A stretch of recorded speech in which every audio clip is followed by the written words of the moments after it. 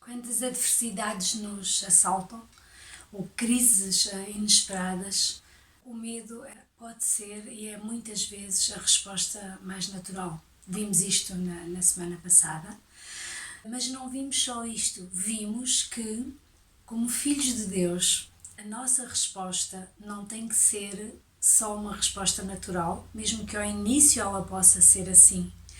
Nós podemos e devemos estar a responder uma resposta espiritual no nível do sobrenatural, porque Deus nos dá essa possibilidade, porque a nossa fé e quem nós somos em Jesus, nós somos filhos de Deus, nos permite que nós possamos enfrentar as adversidades, as crises, o medo que elas provocam, o medo que a incerteza e a insegurança nos traz. E vimos o exemplo na Bíblia de alguém que diante de alguém até bem sucedido, um rei, como é que ele fez para realmente vencer uma batalha. Falamos de Josafá, a história que está em 2 de Crónicas, não é? 20. Aliás, sobre Josafá, logo começa a falar sobre ele a partir do capítulo 17, 2 de Crónicas. Nós estivemos a ver o capítulo 20, quando chegámos a perceber que um grupo de povos ali à volta, não é? Os Moabitas, os Amonitas e os seus aliados meunitas entraram em guerra com Josafá. No verso 3, Josafá, cheio de medo, resolveu consultar o Senhor. Vemos então que foi uma reação de Josafá. E vimos um bocadinho daquilo que eu estava a falar, diante do medo, aprendendo como é que deixamos Deus lutar as nossas batalhas. Essa promessa que vimos no verso 20, que o Senhor disse a Josafá, através do profeta, o Senhor mandou dizer que era para ficar quietos, sem arredar pé, e ver como é que o Senhor vos alcançará essa vitória. Então Deus luta as nossas batalhas. Temos que aprender isso. E aprendemos com uma primeira atitude de Josafá, que foi consultar a Deus, ou buscar a Deus. Foi o que ele fez. Mas ele não fez só isso. E então, hoje, o que eu gostaria de abordar também é uma outra atitude. Houve uma segunda atitude em Josafá. Mas talvez, antes disso, convinha explicar um bocadinho o seguinte, que não falei a semana passada, mas que eu acho que é interessante, que é: Josafá já tinha tido outras lutas. Se forem ler os capítulos antes, seria interessante. E tinha, porque era uma pessoa a quem Deus deu bastante capacidade. Tinha um desejo de ir mais além, tinha um desejo de fazer crescer o seu reinado. Isso não é que seja uma coisa má, mas às vezes é preciso pensar de como queremos ir mais além. O que é que fazemos para ir mais além? E ele fez algo que não foi sábio. Ele foi procurar conselho com o rei Acabe, o rei do norte.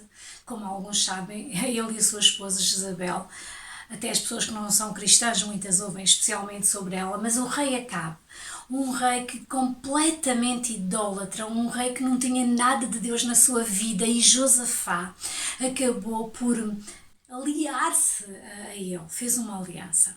E o preço dessa aliança era realmente ter que também lutar contra os inimigos de Acabe e de Josafá.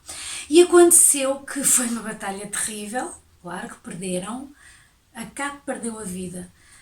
E Josafá não perdeu, mas quase, ficou tão debilitado, e creio que foi uma lição que ele aprendeu, que é preciso lutar da maneira de Deus, é preciso lutar não só da maneira de Deus, mas é preciso seguir o plano de Deus para lutar as nossas batalhas. Não é mau querer ir mais além, Deus não tem nada contra isso, Deus quer que a gente possa ir mais além, mas é um mais além dentro do plano de Deus. E aqui Deus deu uma segunda oportunidade a Josafá. Ele aprendeu, às vezes, Deus é Deus das segundas oportunidades. Bem, eu acho que é das segundas, das terceiras. Mas seria bom que nós aprendêssemos. Então, o que eu quero dizer é que nesta vez, nós, como lemos aqui no versículo 3, Josafá, cheio de medo, resolveu consultar o Senhor e promulgar um jejum em todo o país. Então, vemos que houve aqui já uma atitude muito diferente em Josafá. Além desta, qual foi a segunda atitude que vamos ver que Josafá teve? É muito interessante, vamos continuar, não é? No capítulo 20, e vamos ver no verso 12, eu acho interessantíssimo que ele começa a dizer, ele está a orar a Deus, não é? Está a orar a Deus, e ele diz: ó nosso Deus, irás deixá-los agora sem castigo? Nós não temos força contra esta multidão que avança contra nós. Não sabemos o que havemos de fazer. Por isso, temos os olhos postos em ti. Toda a população de Judá estava de pé diante do Senhor, incluindo mulheres e filhos, e mesmo os mais pequeninos. Numa tradução diz até os de colo, as crianças de colo. Mas é interessante ver aqui qual é esta segunda atitude. É admitir que nós não sabemos o que fazer. Na maior parte das vezes nós não sabemos o que fazer diante de circunstâncias difíceis, diante de decisões que temos que tomar, diante de crises que nos assaltam, diante de certas doenças, diante até talvez de situações que algumas são o resultado das nossas escolhas, daquilo que nós criamos, como pode acontecer com Josafá, não desta vez, mas antes, não é? Na outra mas muitas vezes na nossa vida acontece. Estamos em situações que às vezes são o resultado das nossas escolhas. Mas Deus, quando nós clamamos a Ele, quando o buscamos, quando vamos a Ele e dizemos: ok Deus, e podemos dizer isso, não há razão para não dizer: oh Senhor, esta situação foi uma decisão que eu fiz mal, eu não te busquei, eu estava a pensar egoisticamente ou procurei conselhos que não eram os teus, não agi de acordo com os ensinos da tua palavra. Senhor, tu sabes muito bem, só peço que me perdoes e de verdade que me ajudes, eu quero a tua ajuda, dá-me uma maneira, ensina-me, dá-me uma maneira para sair desta situação. Nós podemos sempre fazer isto e ir a Deus. Eu acho que muitas vezes nós não vamos porque continuamos no nosso orgulho. E muitas vezes, como diz a frase muito portuguesa muito conhecida do orgulhosamente sós, continuamos orgulhosamente a tentar lutar sozinhos.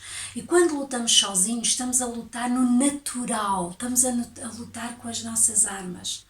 E muitas das coisas que enfrentamos, que podem ser coisas do mundo natural, têm sempre uma força atrás que é do mal, que é do sobrenatural. Olha o Rosário, a irmã está a ver coisas do mal ou de Satanás em todo o lado. Não. Realmente, como eu disse, há coisas que vêm simplesmente porque estamos neste mundo e são coisas que acontecem a todos os que estamos aqui como resultado da maldade que existe aqui. Muitas vezes como resultado das nossas más escolhas, como resultado da influência dos outros, de circunstâncias que não controlamos. Mas atrás disso, é verdade, Satanás quer sempre nos derrotar quando estamos diante de uma batalha, quer-nos sempre deitar abaixo. Portanto, há sempre algo de sobrenatural. Nós somos filhos de Deus. Nós temos que entender isto, que ter um entendimento do sobrenatural, que no que estamos a viver não é só natural, é também no sobrenatural. Há sempre uma influência do sobrenatural e muitas vezes é do sobrenatural sendo do nosso inimigo. Não é sempre, há também do sobrenatural de Deus.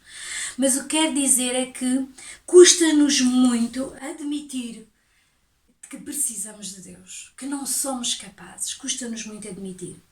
Mas sabem, nós precisamos de Deus para lutar essas batalhas. Nós precisamos mesmo da ajuda dele, da sabedoria dele, da orientação dele, da coragem que vem dele, dos princípios que vêm da sua palavra. Nós realmente precisamos.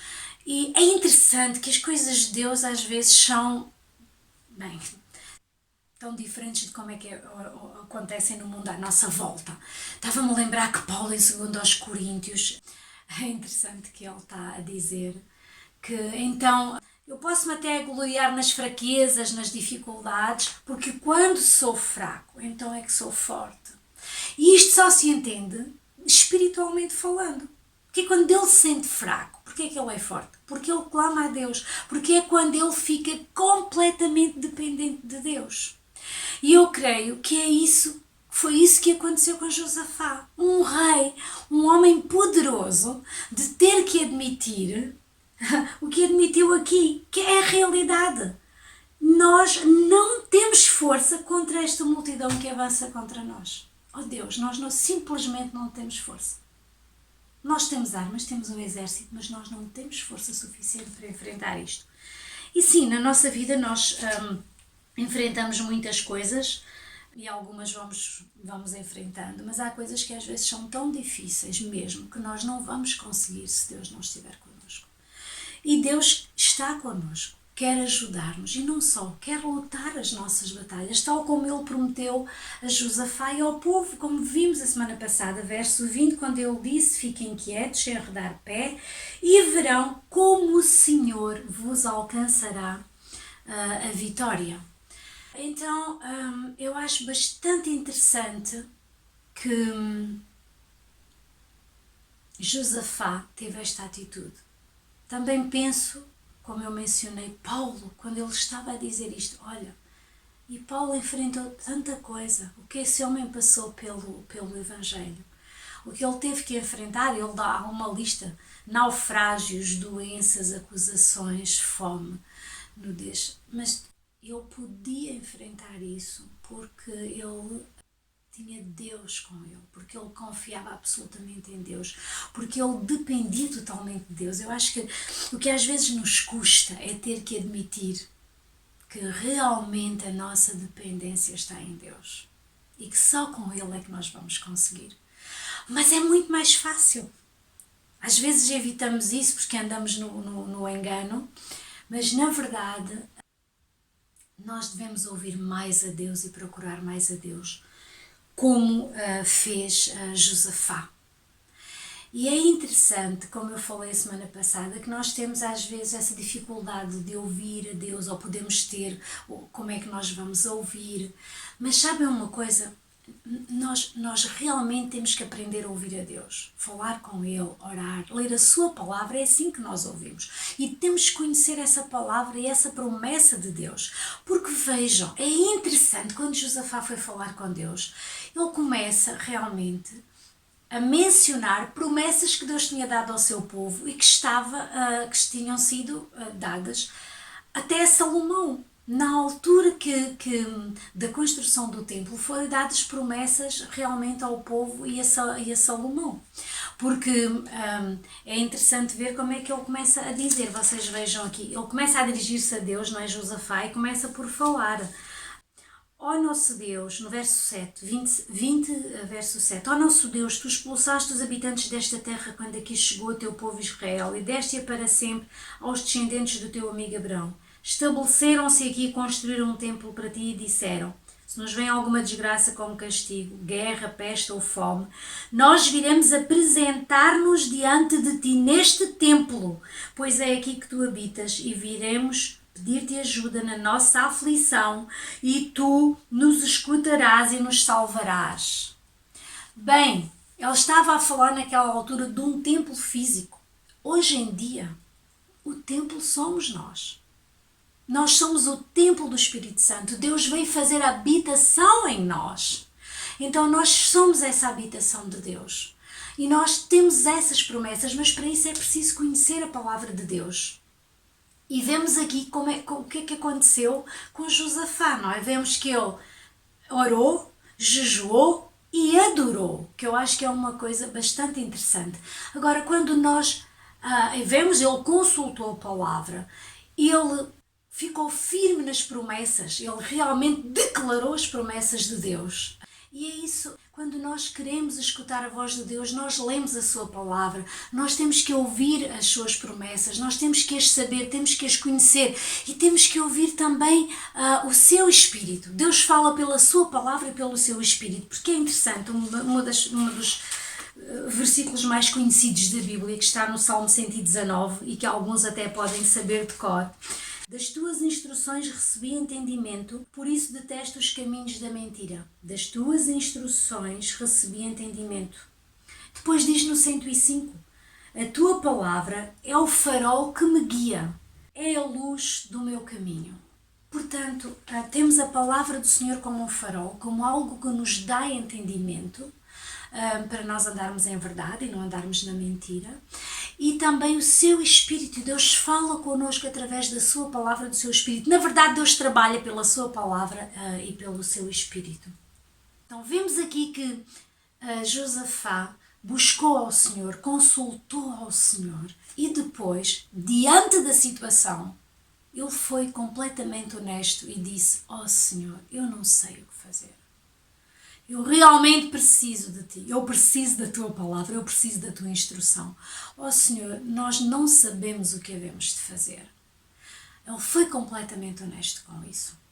E depois que ele ouviu a palavra do Senhor, depois que ele ouviu a palavra pelo profeta, sabem que foi uma coisa muito interessante que nós vamos ver o que é que ele fez. Nós vimos o verso, vimos no 17, depois vemos o 20 e ele começa o texto a dizer assim: no dia seguinte levantaram-se cedo para se porem a caminho em direção ao deserto de Tecoa. No momento da partida, Josafá falou-lhes desta maneira: escutem-me, habitantes de Jerusalém e de Judá. Tenham confiança no Senhor, vosso Deus, e sentirão confiança. Tenham confiança nos seus profetas e tudo correrá bem. Depois de ter consultado o povo, Josafá escolheu alguns cantores para irem à frente do exército, vestidos com trajes sagrados, cantando ao Senhor este hino de louvor. Deem graças ao Senhor, porque é eterno o seu amor. No momento em que principiaram o cântico de louvor, o Senhor fez com que os amonitas, os moabitas e os outros povos da montanha de Seir que vinham atacar Judá, armassem ciladas entre si e combatessem uns contra os outros. Depois vemos ainda, no versículo 27, depois disso, todos os homens de Jerusalém e de Judá, com Josafá à frente, puseram-se a caminho para Jerusalém, cheios de alegria. De facto, o Senhor tinha-lhes dado uma grande alegria ao livrá-los dos seus inimigos. Entraram em Jerusalém, entraram no templo do Senhor ao som de liras, de harpas e de cornetim. Então, uma das coisas que é muito, muito, muito importante que nós vemos aqui é essa oração, esse consultar a Deus, esse buscar a Deus, com uma atitude de jejum, uma atitude de dedicar completamente a nossa vida a buscar ao Senhor, uma admissão da nossa dependência dEle, da nossa fraqueza, da nossa inabilidade para resolver e para enfrentar as coisas que estão à nossa volta. E depois uma adoração. Ele pôs os cantores, os levitas, aqueles que adoravam a Deus. Nós hoje somos nós. No Novo Testamento, nós somos os que louvamos, nós somos onde habita o Espírito Santo. É esse papel de nós podermos adorar ao Senhor. E sabem que uma coisa que acontece quando nós adoramos, eu não sei se têm tido essa experiência, mas quando nós adoramos, o nosso amor pelo Senhor, pela sua obra, pela sua palavra e por todos à nossa volta, que é a sua criação, aumenta muito. Aumenta mais e mais à medida que nós adoramos ao Senhor. Ele enche o nosso coração de amor. O seu Espírito Santo vem e enche o nosso coração de amor. A nossa fé é renovada. Às vezes estamos a desfalecer, mas quando começamos a adorar, nós estamos concentrados no Senhor e não nas dificuldades. E não naquilo que está a acontecer, não nas circunstâncias. Não é que estamos a pôr a cabeça na areia, não é isso. Nós simplesmente sabemos que as circunstâncias estão assim, mas quando nos concentramos em Deus, a nossa fé é renovada porque nós estamos a adorá-lo, a relembrar tudo o que Ele é para nós, tudo o que Ele nos tem feito, as promessas que Ele tem, o que Ele tem feito na nossa vida. E também, pronto, não é só o nosso amor que é fortalecido, não é só a nossa fé que é renovada, é que os nossos anseios são atendidos e é essa vitória que o Senhor nos dá. E Deus é tão incrível que quando Ele nos dá essa vitória, é uma coisa que é boa para nós, mas não é só para nós, sabem? Porque Deus tem esse lado que não é nada egoísta e nós às vezes somos muito virados para nós. Só Deus não é assim. Deus não é virado para Ele próprio. Deus é sempre virado para a criação, a sua criação, para o homem e mulher que Ele criou, para o ser humano. Então, quando acontece que vem esse livramento de Deus, essa vitória que Ele nos entrega, isso é um testemunho para todos à nossa volta. Vejam o que é que aconteceu aqui, nós vemos aqui o que é que aconteceu, vejam o verso 29, capítulo 20, verso 29. Ao saberem que o Senhor combatia contra os inimigos de Israel, as outras nações da terra ficaram cheias de medo diante de Deus. Então quer dizer que houve um reconhecimento por todos os outros à volta, pelos inimigos. Ok, Deus, o Senhor do céu e da terra, está com o seu povo. Esse é um Deus bom que não abandona o seu povo. Esse povo tem um Deus que zela por eles, tem um Deus que os defende, tem um Deus que luta as batalhas por eles, tem um Deus que se importa. E sabem que é o mesmo que acontece connosco. É tão interessante esse testemunho para as outras pessoas de que quando enfrentamos dificuldades é Deus que nos torna capazes de as enfrentar, quando nos dedicamos a Ele, quando o buscamos, e as outras pessoas vão perceber. E às vezes perguntam-nos como é que a gente consegue. Olha, como é que conseguimos ultrapassar? Conseguimos porque não somos nós. É Deus quem luta as nossas batalhas. É Deus quem nos dá a salvação. É Deus quem nos dá a vitória. É Deus quem nos dá o livramento. E quando as pessoas veem isso, elas vão reconhecer. Elas vão ter um temor santo, vão reconhecer que nós temos um Deus connosco e esse Deus é verdadeiro. E esse Deus é real, e esse Deus luta por nós, ama-nos a tal ponto que Ele luta por nós. Então, entre a adversidade e a vitória, que haja nos nossos corações e nos nossos lábios adoração sincera, que haja um cântico de louvor, que nós possamos, enquanto estamos à espera desse livramento do Senhor, que nós possamos cantar, como esses cantores cantaram, não é? Que o amor do Senhor é eterno. Por outras palavras, a bondade do Senhor ou a misericórdia do Senhor dura para sempre, é o que quer dizer que é eterno. Ó Senhor, a tua bondade dura para sempre. A tua misericórdia para conosco é eterna. É que nós possamos de verdade aprender a ter esta atitude, aprender que Deus é quem luta as nossas batalhas e que enquanto estamos entre essa adversidade e o tempo da vitória, que nós possamos ter um coração cheio de adoração, um espírito para buscar ao Senhor, para crer nas suas promessas, para declarar a sua palavra, para relembrar essas promessas que Ele nos fez e ter um cântico de adoração. E que isso possa ser uma experiência de testemunho também para os outros. Que assim possa ser, que nós possamos aprender e que tu possas cada vez mais ter experiências assim e que eu possa cada vez mais ter experiências assim para a honra e glória do nosso Deus. Que assim seja. Armados para